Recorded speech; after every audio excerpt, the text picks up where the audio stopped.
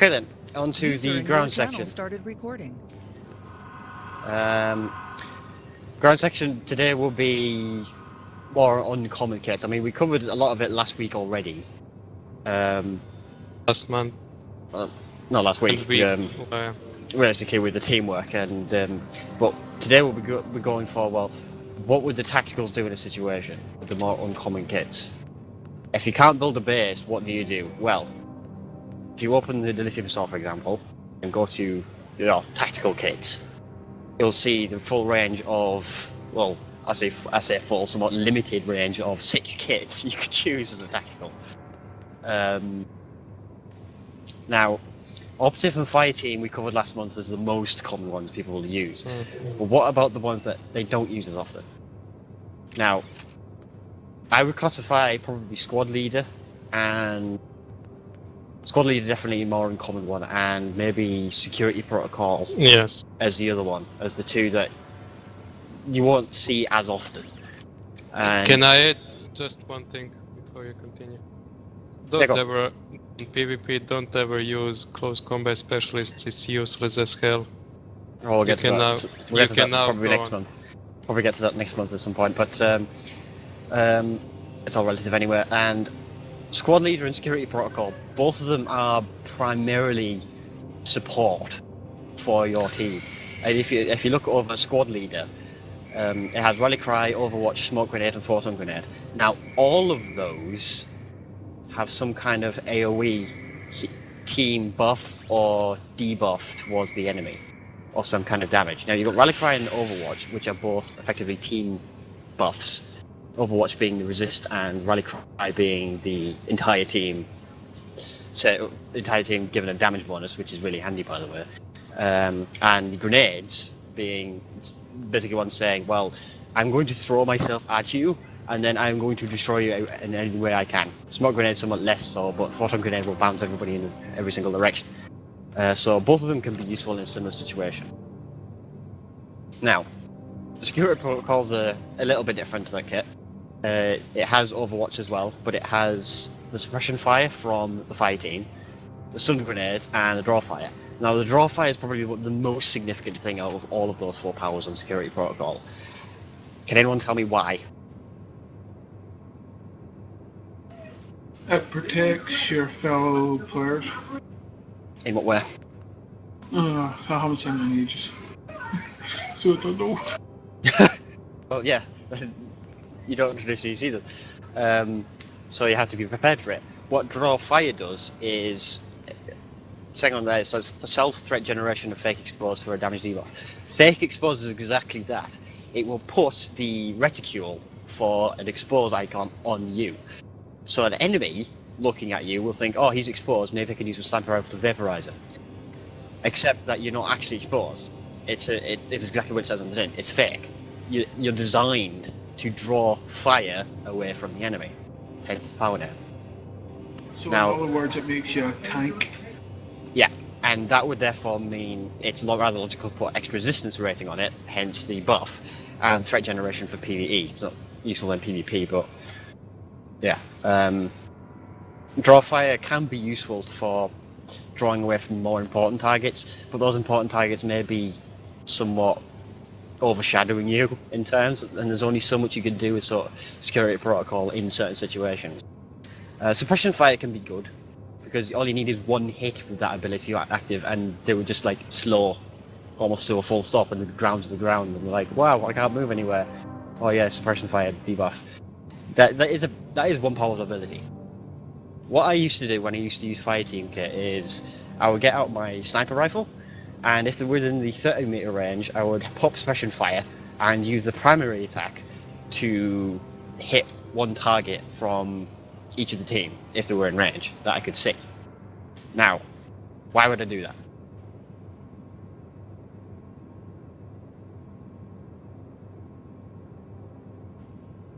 Okay, well, that's pretty simple. They get rooted, and they cannot move, which therefore means the rest of your team can simply go behind them and shotgun them in the back. Pretty simple and effective tactic with a simple combination like that.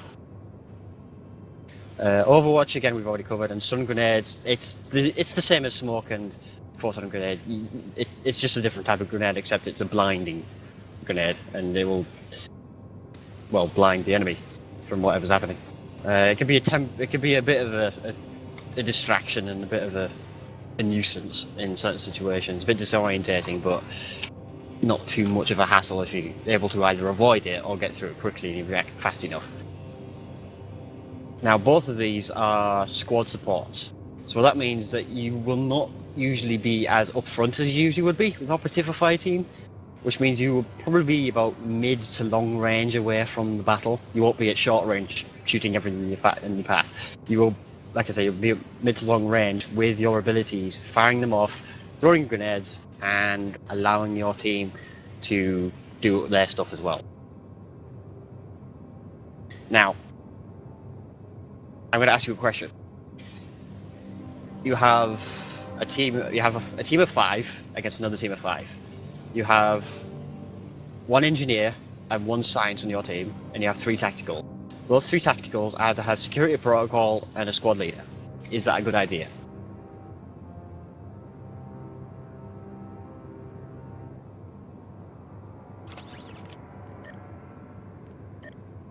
Anybody? User left your channel. Okay. Sir. Well, the answer to that is, well, it's relative to what it is. Assuming the engineer has its own type of kit, uncommon kit, and the science does as well. Yeah, tacticals. Your primarily reliance is on the going for them and shooting them in the face, which is why you'll almost rarely see any other kit besides fire team and operative. So what your main objective with these 2 kits is to, if you want to, you can run to them and shotgun them in the face, or alternatively and more logically with these kits, you can stay back and support your team. And that's what these 2 things are for. These are designed for the tactical officers who don't want to go up there and shotgun people in the face. These are the kits that are designed for those people who want to stay back. Like, well, I don't feel I'm very comfortable with tactical. I just want to really support people a bit more with this class, and I think I'll use this one. Now it's a choice between the 2, and it depends which one you want to go for. So, what these are used for are those people who just don't feel comfortable with tacticals. Like I said. Ask you a question. Out of those 2 kits, which ones would you choose? Out of those 2. Me personally, squad leader. Okay, why?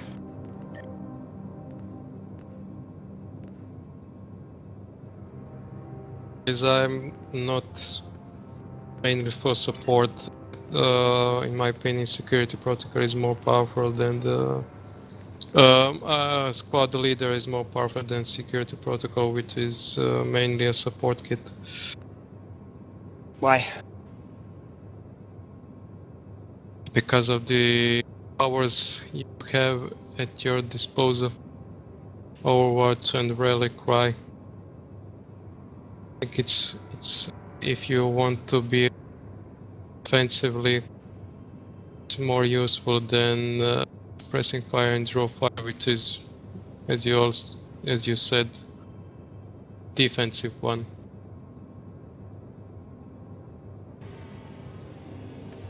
That's one way of looking at it, yeah. It's up to personal preference.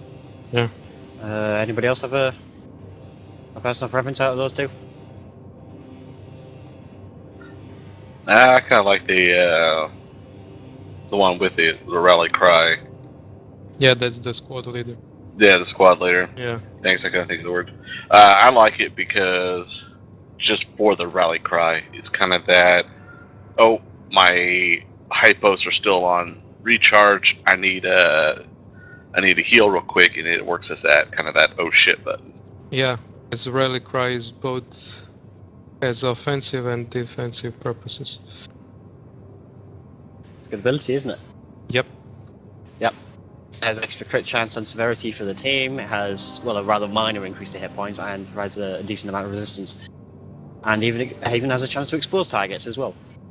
So, Rally Cry seems to be the most preferred power here. You have a couple of generic ones like suppression fire from on the security protocol, which can be useful in a situation.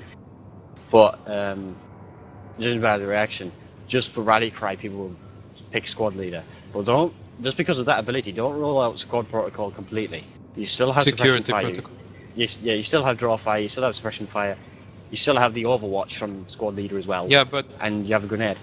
yeah, as I said, security protocol is more defensive one, as squad leader is more offensive one. So it's again relative to which role would you like to use. More support and defense, or also more support and offense?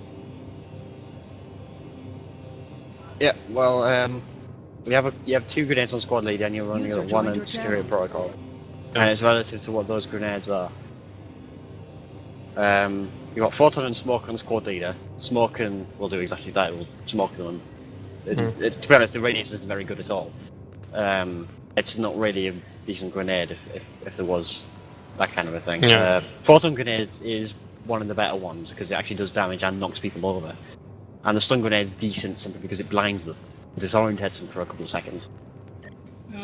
The stun grenade, I find it to be rather ineffective because it doesn't turn the screen white to blind the player.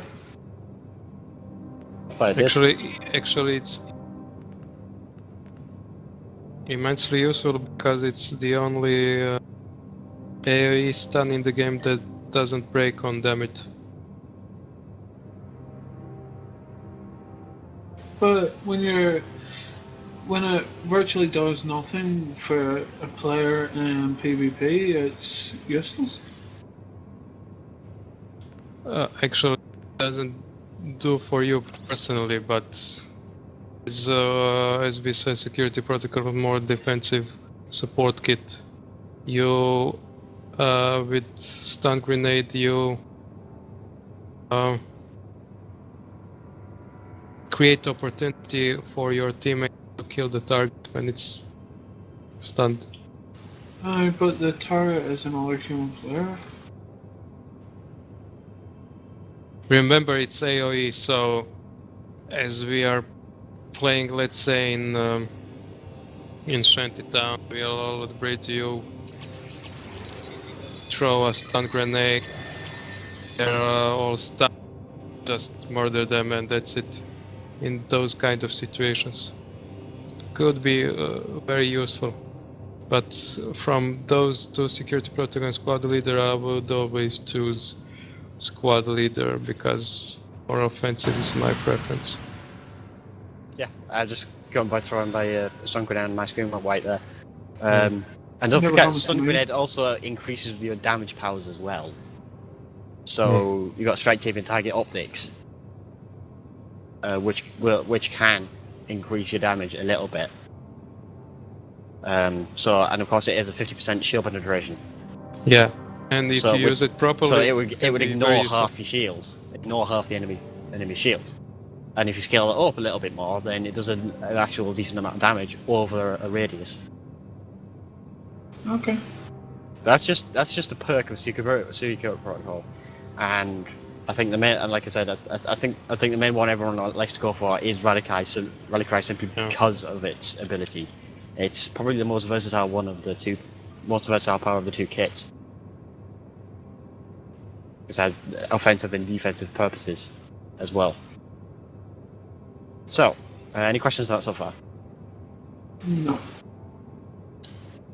Okay, well, that was just those 2 kits to cover.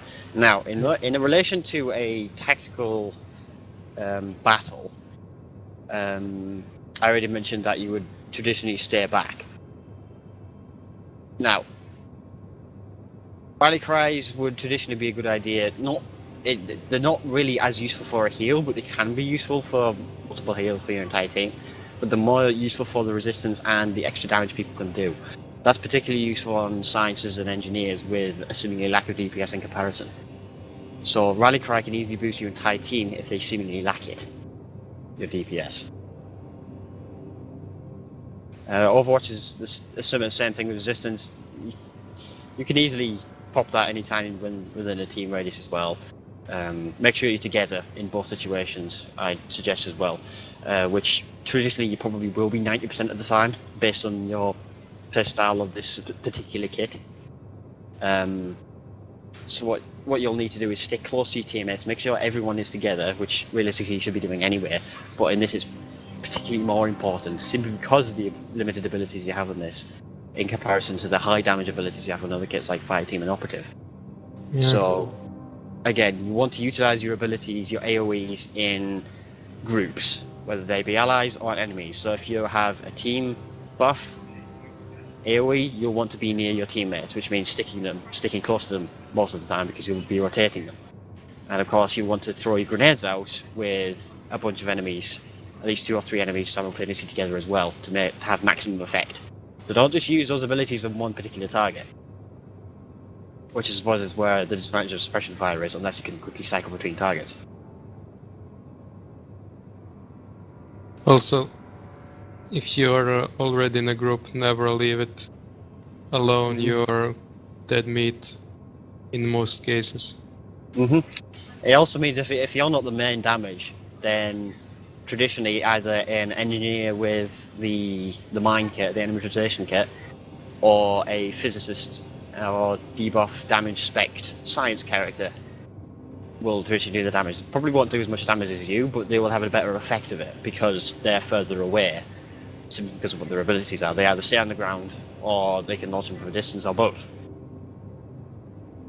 So don't rule out DPS from your team completely if nobody on your team has a fire team or operative and you've got a couple of tacticals there. You still have a chance.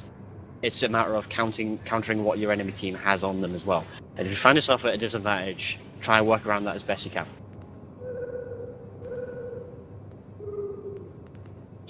Any other questions?